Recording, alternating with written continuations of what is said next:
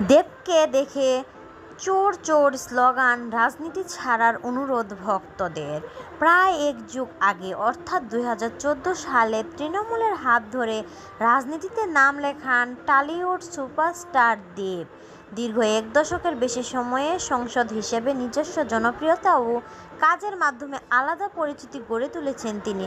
তবে 2026 সালের নির্বাচনে রাজ্যের রাজনৈতিক পালাবদলের পর বদলে গেছে পরিস্থিতি। ভারতীয় সংবাদ মাধ্যম সংবাদ প্রতিদিনের প্রতিবেদনে অনুযায়ী সম্প্রতি সামাজিক মাধ্যমে একটি ভিডিও ভাইরাল হয়েছে। সেখানে দেখা যায় দেবকে ঘিরে চোর চোর স্লোগান দিচ্ছে কিছু মানুষ। কালো টি শার্ট পরা অভিনেতা সংসদকে নিরাপত্তা বলয়ের মাধ্যমে মাথা নিচু করে ভিড় এড়িয়ে যেতে দেখা যায়, যা ঘিরে শুরু হয়েছে ব্যাপক আলোচনা।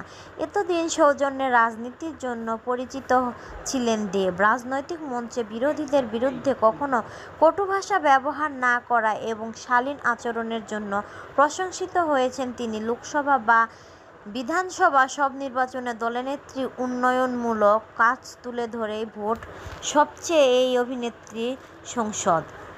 কিন্তু তৃণমূলের পরাজয়ের পর ভাইরাল হওয়া এই ভিডিও ঘিরে ভক্তদের মধ্যে দেখা যাচ্ছে ভিন্ন প্রতিক্রিয়া। অনেকেই অনুরোধ করছে, দয়া করে আপনি এবার রাজনীতি থেকে সরে দাঁড়ান। কেউ আবার বলছে, এবার থেকে শুধু সিনেমার পর্দাতেই দেখতে চাই আপনাকে। ফলে সোশ্যাল মিডিয়ার নানা মন্তব্য ভরে উঠেছে আলোচনার ক্ষেত্রে।